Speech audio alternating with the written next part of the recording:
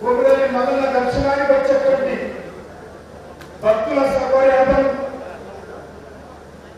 మన ప్రియతమ ప్రధానమంత్రి నరేంద్ర మోడీ గారి ఆదేశాలతో ఈరోజు రైల్వే డిపార్ట్మెంట్ సంబంధించినటువంటి రైల్వే స్టేషన్ లో మల్లన్న పాదాల చెంత రైల్వే స్టేషన్ నిర్మించాలని చెప్పి ప్రధానమంత్రి గారు ఆదేశించారు.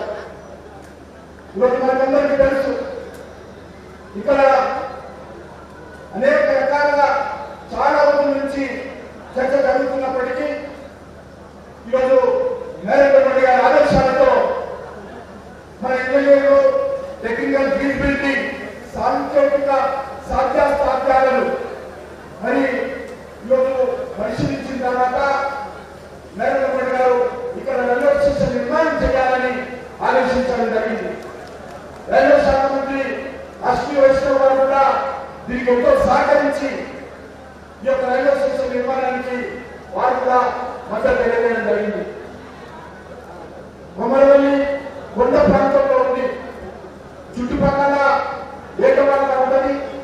ఈ రైల్వే స్టేషన్ కట్టడంలో సాంకేతికంగా టెక్నికల్ గా ఫీజిబిలిటీ కాదని చెప్పి కూడా గతంలో నివేదిక రావడం జరిగింది. కానీ నరేంద్ర మోడీ గారు మరొకసారి, ఎందుకంటే మల్లన్న స్వామి దర్శనానికి కొమరవెల్లికి ప్రతిరోజు వేలాది మంది వస్తారు, చాలా పేదవాళ్ళు వస్తారు.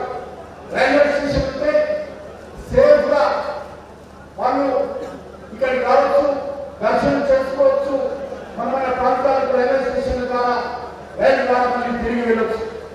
దీనికోసము ఈరోజు సంస్థలనే అధికారులు మరి చాలా సానుకూలంగా మరి సంస్థలనే జనవరి వరకు और हमारे रेल शाखा के मंत्री अश्विनी वैष्णव को सभी अधिकारियों को हमारे तेलंगाना की जनता की ओर से मैं हृदय से धन्यवाद देना चाहता हूँ।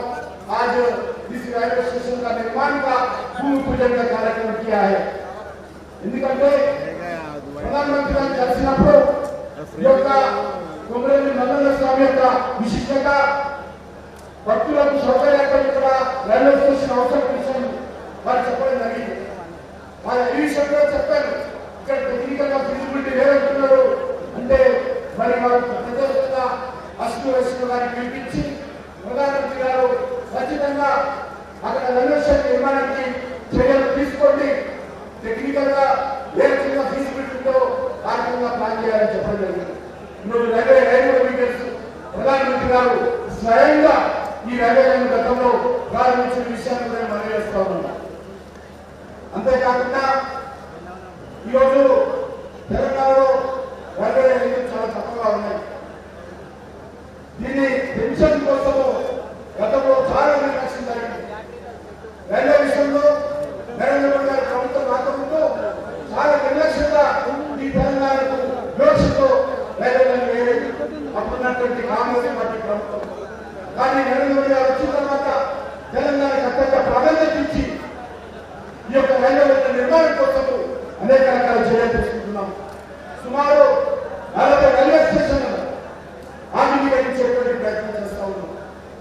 సికింద్రాబాద్ రైల్వే స్టేషన్ 720 కోట్లు, నాంపల్లి రైల్వే స్టేషన్ 350 కోట్లతో, కాచిగూడ రైల్వే స్టేషన్ 450 కోట్లతో, కొత్తగా చెల్లపల్లి రైల్వే టెర్మినల్ కూడా నిర్మాణం చేసిన విషయాన్ని మనం చేస్తా ఉన్నాను. అది వచ్చే ఫిబ్రవరిలో లేక వచ్చే మార్చిలో ఆ యొక్క నూతన చెల్లపల్లి రైల్వే టెర్మినల్ నిర్మాణాన్ని కూడా ప్రజలకు డెడికేట్ చేయబోతా ఉన్నాం. మీకు మనం చేస్తా ఉన్నాను, 2014లో ఆ రోజు ఉన్నటువంటి కాంగ్రెస్ పార్టీ హయాంలో మన తెలంగాణ రైల్వే బడ్జెట్ 250 కోట్లు. ఈరోజు సుమారు 6,000 కోట్లకు ఈ యొక్క బడ్జెట్ నరేంద్ర మోడీ గారు వచ్చిన తర్వాత పెంచడం జరిగింది. నరేంద్ర మోడీ గారు వచ్చిన 9 సంవత్సరాల్లో 30,000 కోట్ల రూపాయలు ఈ తెలంగాణ అభివృద్ధి కోసం కేంద్ర ప్రభుత్వం ఖర్చు పెట్టిన విషయాన్ని మనం చేస్తా ఉన్నాం. మొట్టమొదటిసారిగా మెదక్ నేను స్వయంగా వచ్చి మెదక్లో రైల్వే స్టేషన్ నేనే ప్రారంభించాను. ఈరోజు సిద్దిపేట లైన్ కూడా నరేంద్ర మోడీ గారు ప్రారంభించిన విషయాన్ని మనం చేస్తా ఉన్నాం.